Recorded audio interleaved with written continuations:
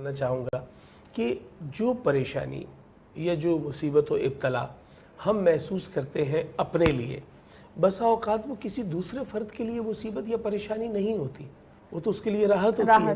تو کچھ ہمارے اپنے بھی تو سٹینڈرڈز ہیں نا۔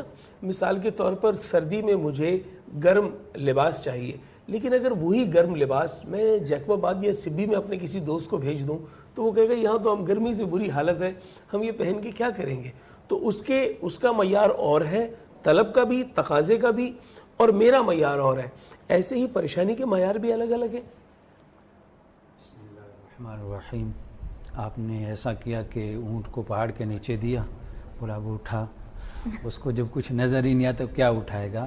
یہ موضوع اتنا بڑا ہے کہ اگر یہ بیٹھے ہیں آغا صاحب آپ کے سامنے، کیا نام ہے ان کا؟ آغا حسین مسعودی صاحب، تو اگر ہم کو یہ 30 دن دیا، جو باقی ایام ہیں 15-16 دن یہ دیے جائیں نا، تو ہم دونوں گفتگو کرتے جائیں گے اور یہ باتیں ختم نہیں ہوں گی، یہ نہیں ہوں گی۔ ہم قرآن اور حدیث سے دلیل لیں، جتنی آیاتیں انہوں نے پڑھی ہیں اس کے اور بھی ہیں قرآن پاک کی۔ اللہ تعالیٰ نے انسان کو کس لیے پیدا کیا، کہاں پیدا کیا، کس کے گھر میں پیدا کیا، یہ سب چیزیں وہ مد نظر رکھے کہ مجھے غریب کے گھر میں پیدا کیا ہے نا، تو میرے لیے امتحان ایسے ایسے ہوں گے۔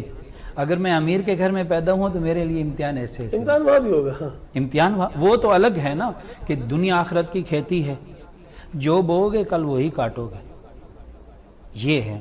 اور یہ نا مصیبت اور یہ پریشانی، ان کا حل ہے دنیا کے اندر، لیکن ایک رہبر کے پاس ہے، آپ اس کے پاس جائیں تو صحیح، پوچھیں تو صحیح میری یہ پریشانی ہے، حل ہو جائے گی۔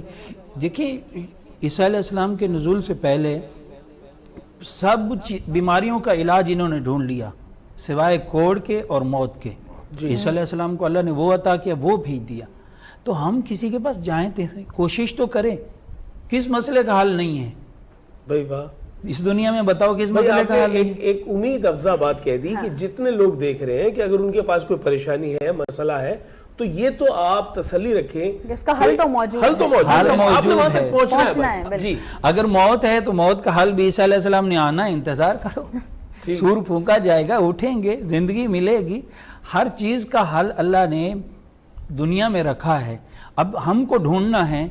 اب ہمیں یہ نہیں پتا کہ یہ پانی ہمارے لیے زندگی ہے یا موت ہے۔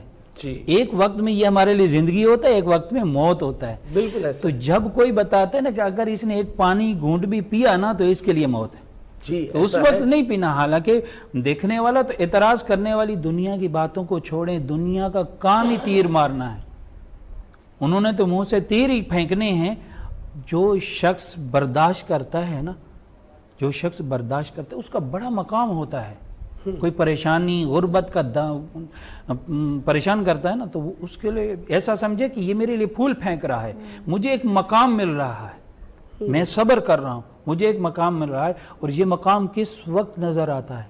یہ مقام اس وقت نظر آتا ہے جب انسان سکرات کے عالم میں ہوتا ہے، وہ پھر اپنے مقام کو دیکھتا ہے کہ میرے صبر پر کیا مقام ہے۔ اگر دنیا میں اس صبر کا مقام دیکھنا چاہتے ہو نا تو بشر حافی کی زندگی کو پڑھو، بڑے بڑے اولیاء کی زندگی کو پڑھو۔ شیر کی سواری ہے، گھر میں بیوی اس کو کیا کچھ کہہ رہی۔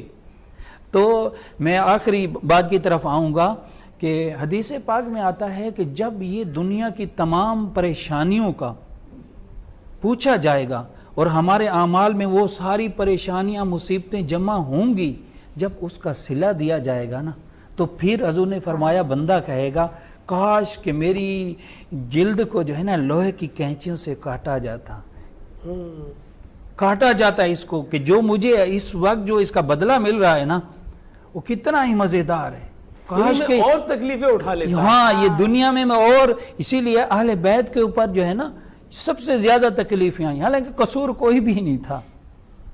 اب کوئی کہتے ہیں نا میں سید ہوں، سب لوگ اسے تانا مارتے ہیں، سب اسے ٹھوس دیتے ہیں، حالانکہ سید تو ان کی زکوٰۃ ہی نہیں لیتا۔ بھائی زکوٰۃ بھی تم لو، صدقہ بھی تم لو، سب کچھ تم لو، خدا کے لیے ہمیں چھوڑ دو، کچھ نہ کہو۔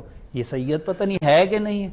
حضور نے فرمایا جس نے کہا میں سید ہوں، آمنا و صدق۔ جی، تو یعنی گویا یہ طے پا گیا۔ آپ کے پاس سے جو نقطہ میں نے اخذ کیا وہ یہ ہے کہ ایک تو پریشانی کا حل موجود ہے، بالکل ہے، تو آپ نے یہ تشفی کر لینی ہے کہ کوئی راستہ نکلے گا، راستے تک آپ نہیں پہنچے یا اس کا حل نہیں ڈھونڈا تو یہ آپ کی کوتاہی ہے۔ پھر اس کے بعد آپ نے ایک اور بہت اچھا نقطہ واضح کیا کہ آپ نے اپنی زندگی میں یہ اسلوب بنا لینا ہے کہ آپ نے راہبری ڈھونڈنی ہے، رہنما کو ڈھونڈنا ہے جہاں سے آپ کو جو ہے یہ آسانی مل جائے۔ اب ہمارے راہبر و رہنما تو محمد و آل محمد کے سوا کوئی نہیں، اور ہمارا منبع رشد و ہدایت بھی وہی ہیں۔ میں چاہوں گا کہ تابش بھائی آپ کی جانب آئیں اور کوئی ایسا کلام